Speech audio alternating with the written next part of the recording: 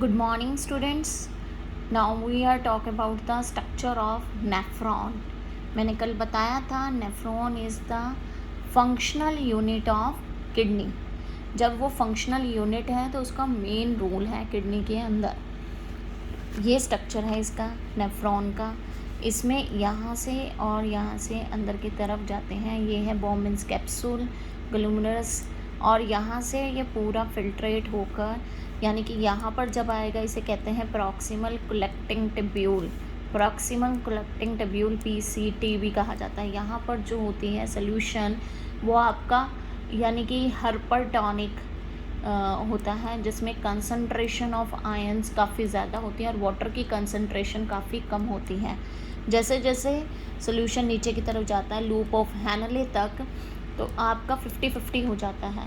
यानी कि कंसंट्रेशन जो आयंस का है वो भी और वाटर का कंसंट्रेशन दोनों बराबर हो जाते हैं. तो आइसोटोनिक सोल्यूशन हो जाता है. 50-50 चल रहा है.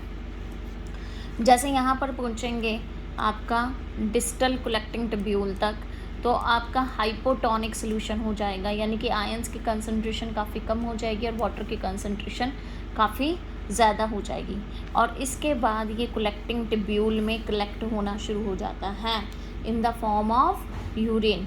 और फिर उसके बाद कहाँ पर जाता है, कल मैंने आपको बताया था. फिर उसके बाद आपका ये किडनी से बाहर यूरेटर में आएगा, देन यूरिनरी ब्लैडर में, और यूरेथ्रा के थ्रू यूरिन बाहर की तरफ पास आउट होगा. तो इस तरह ये आपका नेफ्रॉन है, ये किडनी के अंदर प्रेजेंट होता है. ठीक है. तो नेफ्रॉन में आपका ये इस तरह फंक्शनिंग करता है.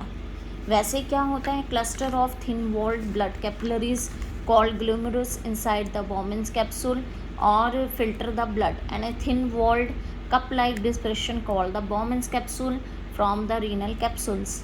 Like substance like glucose, amino acids, salts are major amount of water is selectively reabsorbed and initially filter. मैंने आपको उसके बाद बताया है कि कैसे कैसे वो फिल्टर होके आगे की तरफ बढ़ता है और उसको यानी कि प्यूरीफाई करता है सारे उसको यूरिन को.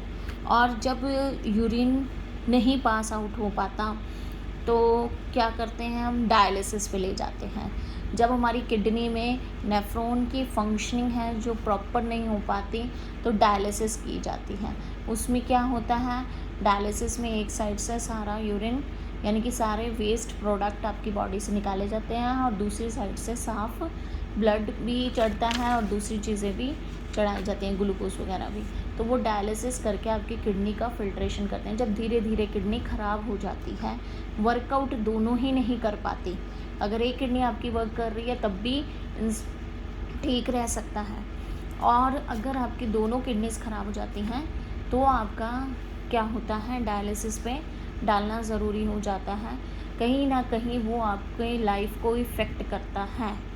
और कई बार क्या होता है कि पानी पेट में इकट्ठा होना शुरू हो जाता है, बाहर नहीं निकाल पाते, तो रीअब्जॉर्प्शन इन द स्टमक हो जाता है. तो वो इंजेक्शन से के थ्रू यानी कि वाटर को बाहर की तरफ निकाला जाता है. फिर तो डायलिसिस की जो प्रोसेस होती है वो भी काफ़ी डिफ़िकल्ट होती है, काफ़ी ज़्यादा पर्सन को पेनफुल होता है.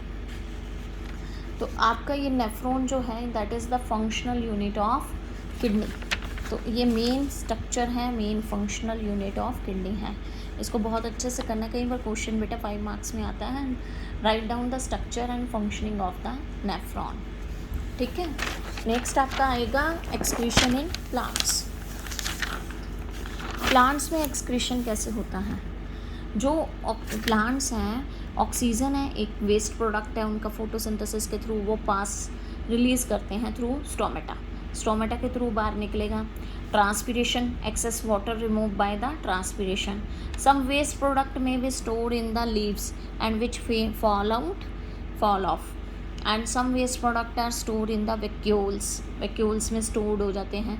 सम waste products are stored in resins and gums in old xylem. जैसे वो उनका वेस्ट प्रोडक्ट होता है जो रेजन्स वगैरह हम खाते हैं. और plants excrete some waste material into the soil around them. कुछ उनके आसपास के एरिया में भी वो वेस्ट कर देते हैं. तो इसमें जाइलम, स्टोमेटा ये हेल्प करते हैं एक्सक्रीशन करने में भी. तो इस तरह प्लांट्स भी एक्सक्रीशन करते हैं. तो आपका ये चैप्टर बेटा बहुत लंबा था और ख़त्म हो गया है। आप अब क्वेश्चन आंसर्स मैं नेक्स्ट लेक्चर में भेजूँगी और आप थोड़े थोड़े करके ही भेजूँगी कि आप कर सकें। ठीक है, thank you and have a nice day बेटा।